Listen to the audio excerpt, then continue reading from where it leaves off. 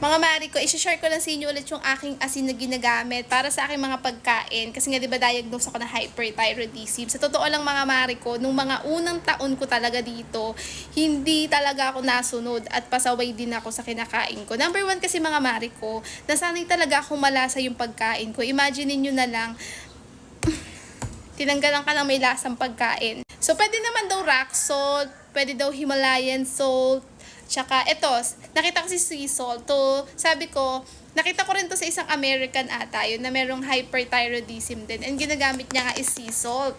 Naghanap ako online mga mari ko and available naman siya online bading. So mga mari ko, huwag kayong mag-arara?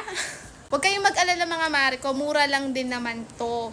And tsaka pag gagamit kayo nito, konti lang. Kasi malasa na siya, bi. Malasa talaga siya as in. Ganun yung amoy niya, amoy dagat.